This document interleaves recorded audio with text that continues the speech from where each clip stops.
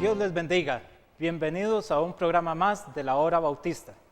Mi nombre es Giovanni Durán y soy miembro de la Iglesia Bíblica Bautista Palabra de Vida, que está ubicada en San Blas de Cartago. Quiero recordarle que este programa se transmite los días lunes, martes, miércoles y viernes de 4 a 4:30 de la tarde. Los días lunes y martes las mujeres de nuestra congregación tratan algunos temas de mucho interés para la mujer cristiana del día de hoy, y los días miércoles y viernes alguno de los líderes de nuestra iglesia tiene el privilegio de compartir con usted la palabra de Dios. Hoy tengo el gusto de compartir la palabra de Dios con usted y quiero pedirle que si tiene una Biblia cerca, la tome y vaya a la segunda carta del apóstol Pablo a Timoteo en su capítulo 4 y vamos a leer los versículos del 1 al 4. Segunda de Timoteo, capítulo 4, versículos 1 al 4. Pero antes de entrar al estudio de la palabra de Dios, quiero decirle que yo estoy completamente convencido de que la Biblia contiene los pensamientos de Dios. Y como tal, no es posible que nosotros la entendamos sin la ayuda de su autor, del Espíritu Santo de Dios.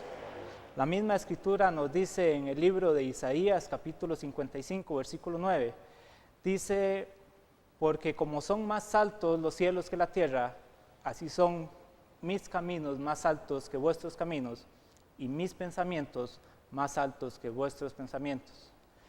Los pensamientos de Dios son infinitos.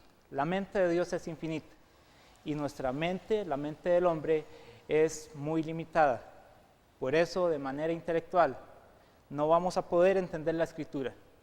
Por eso quiero invitarle a que en este momento, antes de estudiar la Biblia, saquemos unos segundos para orar y pedirle al autor de la Biblia que sea Él quien nos enseñe. Vamos a orar. Padre, estamos agradecidos de que usted nos permita una vez más abrir su palabra, Señor. Queremos pedir que el Espíritu Santo, Señor, abra los ojos de nuestro entendimiento, que nos dé la capacidad de entender el mensaje que usted tiene para nosotros. Señor, nos declaramos incapaces de entender la Escritura, nos declaramos incapaces de entender sus pensamientos y por eso pedimos su ayuda. Queremos pedir, Señor, que a través de la exposición de su palabra, usted satisfaga la necesidad espiritual de quien escucha el mensaje de la predicación. Y le damos gracias en nombre de Jesucristo. Amén. Vamos a ir, como dijimos, a la segunda carta de Pablo a Timoteo, en capítulo 4, versículos 1 al 4, y vamos a leer. Nos dice de la siguiente manera: te encarezco delante de Dios y del Señor Jesucristo, que juzgará a los vivos y a los muertos en su manifestación y en su reino, que prediques la palabra, que instes a tiempo y fuera de tiempo, redarguye, reprende, exhorta con toda paciencia y doctrina. Porque vendrá tiempo cuando no sufrirán la sana doctrina, sino que teniendo comezón de oír, se amontonarán maestros conforme a sus propias concupiscencias y apartarán de la verdad el oído y se volverán a las fábulas. Quiero que le ponga atención especial a los versículos 3 y 4.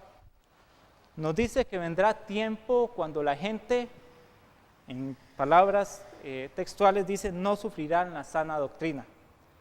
Buscando en algunas traducciones un poco más sencillas de la Biblia, dice porque no soportarán la sana doctrina, no soportarán escuchar la predicación del Evangelio de manera correcta. Y vemos que eso se cumple en nuestro tiempo. ¿Cuántas personas hay que se molestan porque se les habla acerca de Jesucristo? ¿Cuántas personas hay que se declaran públicamente enemigos de la Biblia?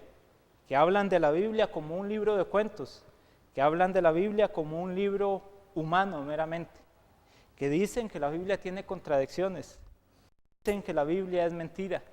Vemos que hay gente que realmente no soporta la sana doctrina, no soporta la palabra de Dios. Y esto es para que nos preocupemos. Note lo que dice el versículo, dice, no sufrirán la sana doctrina, no la soportarán. Dice, sino que teniendo comezón de oír, se amontonarán maestros conforme a sus propias concupiscencias. Es interesante que no soportan lo que dice la Biblia, pero menciona algo más, dice que tienen comezón de oír, tienen deseos de oír algo nuevo. Y esto la verdad no es nuevo. La Biblia nos cuenta en el libro de Hechos que Pablo fue a Atenas y se paró en un lugar público llamado el Areópago y empezó a predicar. Y la gente le escuchaba porque dice la Biblia que aquella gente no se preocupaba de otra cosa, sino de escuchar algo nuevo. Así es la gente del día de hoy. A la gente le gusta escuchar cosas nuevas, aunque sean mentiras, pero le gusta escuchar cosas nuevas. Le gusta escuchar predicaciones que vayan conforme a lo que ellos creen, no conforme a lo que es correcto. A la gente le gusta escuchar que le digan, sí, usted tiene razón. No les gusta escuchar que les corrijan, que les enseñen cuál es su error. Entonces la Biblia nos dice, la gente no sufrirá, no soportará la sana doctrina, sino que va a tener comezón, va a tener deseos de oír algo nuevo. Y dice algo más, dice que se van a amontonar maestros conforme a sus propias concupiscencias. Esta palabra, concupiscencias, significa pasiones, malos deseos. Entonces podemos leer este versículo de la siguiente manera.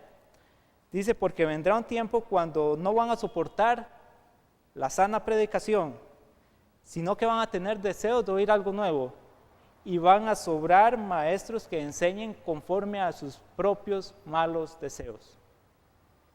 Esto es real el día de hoy. Mucha gente enseña erróneamente la Biblia, mucha gente enseña otras doctrinas contrarias a la Biblia. ¿Por qué? Por sus propios malos deseos. Muchos de ellos para sacar incluso ganancia económica. Vemos que la gente le ha dado la espalda a la Biblia, a la palabra de Dios. Vean lo que dice el versículo 4, dice, y apartarán de la verdad el oído y se volverán a las fábulas. La gente, dice la misma escritura, que va a cerrar sus oídos a la palabra de Dios y se va a volver a las fábulas, a cosas que no son ciertas, pero que les agradan. Ahora, esto es simplemente una introducción para hablar del tema que traigo el día de hoy. Hay una de estas doctrinas bíblicas que es especialmente desagradable para la gente. A la gente no le gusta escuchar esto que vamos a hablar hoy. Hoy vamos a hablar un poco acerca del infierno. Y definitivamente que a la gente no le gusta escuchar esto. A la gente no le gusta escuchar que hay consecuencias por sus actos, que hay consecuencias por su pecado. A la gente no le gusta saber eso. A la gente le gusta sentirse digna delante de Dios, pero la verdad es que la Biblia nos enseña que todos hemos pecado y estamos destituidos de la gloria de Dios. Lo primero que quiero que entendamos es la realidad del infierno. El infierno es un lugar real. Como dijimos al principio, se han amontonado maestros que enseñan cosas erróneas, que enseñan fábulas. Muchas de estas fábulas te dicen que el infierno es un lugar simbólico, que es algo simbólico que se inventó para representar un castigo de cierta manera. Algunos se atreven a decir que el infierno es la tumba y que simplemente cuando morimos dejamos de existir. La Biblia dice que eso no es así. Otros dicen que esta vida es el infierno, que en esta vida hay suficiente sufrimiento como para esperar que después de morir haya todavía más. Déjeme decirle que el mismo Señor Jesucristo, cuando estuvo en este mundo, habló mucho más acerca del infierno que del cielo. Y yo estoy convencido que el Señor Jesucristo es el Hijo de Dios, igual a Dios, que todo lo que Él dijo es verdad. Por eso, si Él habló acerca del infierno, yo estoy completamente convencido de que este lugar existe. Estamos hablando acerca de la realidad del infierno. Entonces, ¿qué dijo Jesucristo acerca de este lugar? Bueno, dijimos, es un lugar real.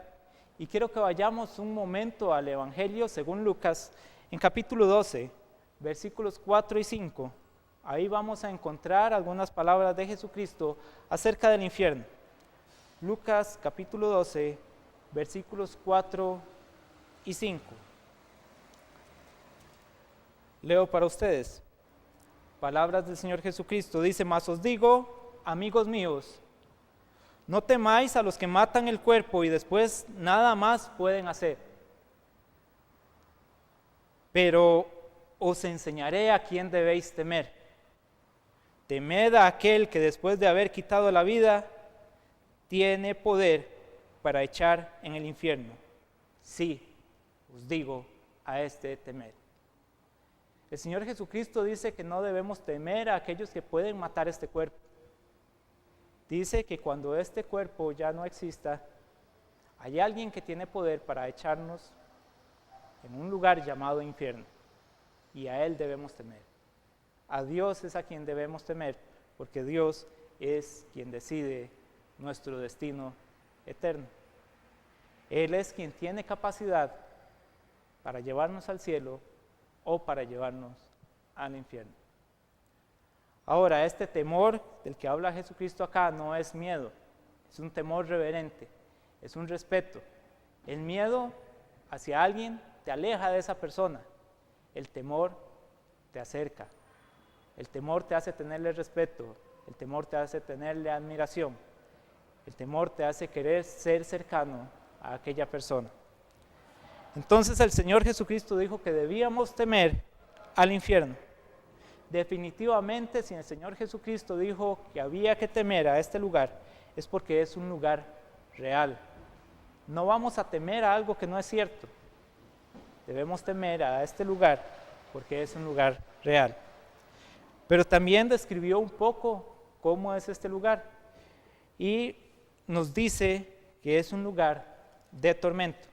Ahí mismo en el Evangelio de Lucas, si vamos al capítulo 15 y leemos a partir del versículo 19, vamos a encontrar una historia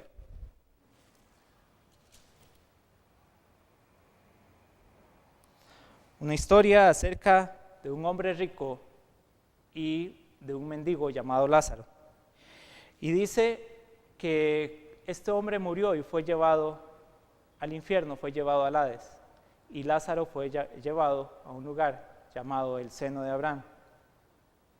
Ahora, cuando este hombre llegó a ese lugar, dice que estaba atormentado en esa llama. Definitivamente es un lugar de tormento. Es un lugar donde se experimenta dolor. Y el mismo Señor Jesucristo lo dijo. Entonces podemos estar convencidos de que es cierto. Quiero que vayamos también un momento al Evangelio según Mateo. En capítulo 25, Mateo capítulo 25, y nos va a dar otra característica de este lugar. Y es una característica que nos debe preocupar. Es una característica que nos debe hacer realmente temer el ir a este lugar. Mateo 25, capítulo 25, versículo 41. Dice: entonces dirá también a los de la izquierda: apartaos de mí, malditos, al fuego eterno, preparado para el diablo y sus ángeles. Notan una característica importante de este lugar. Jesucristo lo describe como el fuego eterno. El infierno es un lugar donde una vez que se entra, no se puede salir. Y estamos hablando de la eternidad. Ahora, tal vez a usted no le preocupe tanto esto, y es porque nosotros no entendemos bien el concepto de eternidad. Quiero ponerle un ejemplo. Imagínense que pudiese vaciarse toda el agua de los océanos y que usted tuviera que volver a llenarlos, pero no los puede llenar rápido. Tiene que hacerlo una gota de agua a la vez. Y tiene que poner una gota de agua en el lugar del océano cada 100 años. Poniendo una gota cada 100 años, el día que usted llegue a llenar nuevamente los océanos, sería solamente el principio de la eternidad. La eternidad es un concepto que muchas veces no entendemos bien. Y es fácil entender por qué no captamos bien este concepto. Es porque no conocemos nada que sea eterno. Cuando hablamos de alguna persona que ya haya fallecido, normalmente decimos, nació tal día, falleció tal otro. Todas aquellas personas que conocemos han tenido un principio y un final. Todo lo que conocemos se hizo, se diseñó, se fabricó en algún momento, tuvo un principio. Y llega el momento en que hay que desecharlo, tiene un final. Nosotros no conocemos nada que sea eterno, pero la Biblia dice que Dios es eterno y que ha creado un lugar y es eterno, y este es el infierno. Entonces vemos que el Señor Jesucristo también nos dice que el infierno es un lugar eterno. Lo más importante es entonces, ¿qué vamos a creer nosotros? Podemos creer lo que dice el hombre, podemos creer que el infierno es un lugar simbólico nada más, o que el infierno es esta vida, o que el infierno es la tumba y que es dejar simplemente de existir. O podemos creer lo que nos dice el Señor Jesucristo, que es un lugar real, que es un lugar de tormento, que es un lugar eterno. Personalmente he decidido creer las palabras del Señor Jesucristo. Como les dije al principio, estoy convencido de que el Señor Jesucristo es el Hijo de Dios, que es Dios mismo. Y la Biblia nos recomienda en la carta de Pablo a los Romanos, en capítulo 3, versículo 4, nos dice, sea Dios veraz y todo hombre mentiroso. Cuando haya contradicción entre lo que dice el hombre y lo que dice Dios, déjeme decirle que usted con toda seguridad puede depositar su confianza en las palabras de Dios. Dios es eterno, Dios todo lo conoce, Dios es veraz. El hombre es finito, tiene un principio y un fin, y el hombre es mentiroso. Usted confíe en las palabras de Dios, deseche las palabras de los hombres. Pero también la Biblia nos habla de la necesidad de la existencia de un lugar como el infierno. Ahora, tal vez usted se extrañará y dirá, bueno, ¿por qué necesidad de un lugar como este? Déjeme decirle, hay otro concepto que el ser humano no entiende. Dijimos que el ser humano no es capaz de entender el concepto de eternidad. Y hay otro concepto que el ser humano no solamente no entiende, sino que ha usado de mala manera durante mucho tiempo, y es el concepto de santidad. Para el ser humano normalmente la santidad es buena conducta, buenas obras, portarse bien, dirían algunos. Pero la Biblia nos enseña que el único que realmente es santo es Dios mismo, y que esa santidad va más allá de no hacer nada malo. Esa santidad es perfección absoluta. Ninguno de nosotros, por propios esfuerzos, va a poder alcanzar esa santidad. Y Dios, por su naturaleza santa, no va a tener comunión, no se va a relacionar con ningún ser que no sea tan santo como Él. Ahora, la santidad de Dios hace necesario un lugar como el infierno. Jesucristo puso un estándar muy alto para poder ir al cielo.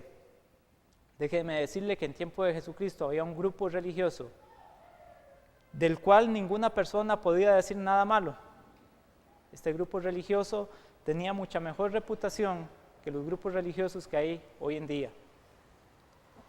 Los miembros de esta religión diezmaban de todo lo que tenían, oraban en todo lugar, conocían muy bien las Escrituras, conocían todas las enseñanzas de Moisés, hacían buenas obras.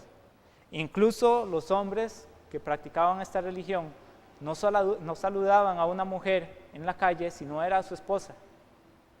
Pero Jesucristo dijo acerca de este grupo, que eran los escribas y fariseos, dijo a sus discípulos en Mateo 5:20, les dijo de la siguiente manera: porque os digo que si vuestra justicia no fuere mayor que la de los escribas y fariseos, no entraréis en el reino de los cielos. Es un estándar muy alto. Ninguno de nosotros puede alcanzar por sus propios esfuerzos una justicia, una santidad, una conducta mejor que la de los escribas y fariseos.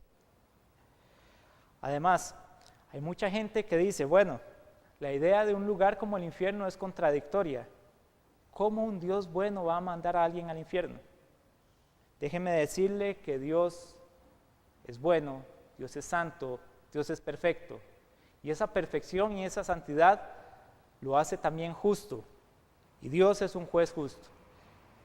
La Biblia nos dice en Salmos capítulo 7, versículo 11, nos dice que Dios es un juez justo. Voy a leer el versículo para ustedes. Salmo 7, versículo 11, nos dice de la siguiente manera: Dios es juez justo y Dios está airado contra el impío todos los días. La Biblia nos dice que Dios es justo, que Dios juzga y es justo y está enojado contra el que hace mal y que ese enojo dura todos los días. Ahora, póngase usted a pensar. Mucha gente dice, pero si Dios es bueno, me va a perdonar. Yo no he sido tan malo como para ir a un lugar de tormento. Póngase usted a pensar un momento y dígame, si humanamente existiera un juez que dejara libre a un asesino, a un peligroso asesino, simplemente porque es bueno, ninguno de nosotros pensaría que ese juez es bueno. Nosotros pensaríamos que ese juez es corrupto, que es malo, que hizo mal. Es igual con Dios. Dios no puede dar por inocente al culpable. La justicia de Dios le obliga a castigar el pecado. Pero la gente también argumenta, ¿acaso no es Dios un Dios de amor? Y déjeme decirle que sí. La Biblia nos dice que el que no ama no ha conocido a Dios porque Dios es amor. Y entonces se preguntará usted, ¿cómo es que un Dios de amor va a enviar a alguien a un lugar de tormento eterno? Es que Dios no quiere enviar a nadie a ese lugar. Dios ha provisto una solución para que ninguno de nosotros tenga que ir a ese lugar. Es curioso que quienes más utilizan este argumento son las personas que quieren vivir como si Dios no existiera. Quienes más utilizan este argumento son aquellos que quieren tener un alivio, una tranquilidad de que a pesar de su estilo de vida no va a haber consecuencias. Gente que, como dijimos al principio, no soporta la sana enseñanza de la palabra de Dios. Gente que tiene deseos de oír algo nuevo. Gente que le da la espalda a la Biblia y se vuelve a las fábulas, a enseñanzas falsas que le hacen sentir tranquilo. Pero ¿cómo sé yo entonces que Dios realmente es amoroso y no quiere que yo vaya a este lugar? Bueno, ya leímos hace un momento un pasaje en Mateo capítulo 25, versículo 41, y quiero que lo volvamos a leer. Mateo 25, 41. Nos va a dar una información importante acerca de este lugar. Leo para ustedes, Mateo 25, 41 dice, entonces dirá también a los de la izquierda, apartaos de mí, malditos, al fuego eterno preparado para el diablo y sus ángeles. Déjeme decirle que Dios no ha preparado el infierno para el hombre. Dice que es un lugar preparado para el diablo y sus ángeles. Y al contrario, Dios proveyó en Jesucristo una manera fácil de escapar de este lugar. La Biblia nos dice en 1 Timoteo, capítulo 2, versículos 3 y 4, que Dios no quiere que ningún hombre se pierda, sino que todos sean salvos y vengan al conocimiento de la verdad. E inmediatamente en el versículo 5 nos dice, porque hay un solo Dios y un solo mediador entre Dios y los hombres, Jesucristo, hombre. Lo que Dios ofrece para que escapemos de este lugar es un intercambio. Dios no puede pasar por alto el pecado, Él debe castigar el pecado. Y déjeme darle una buena noticia. Dios ya ha castigado el pecado y lo hizo en el cuerpo de Jesucristo.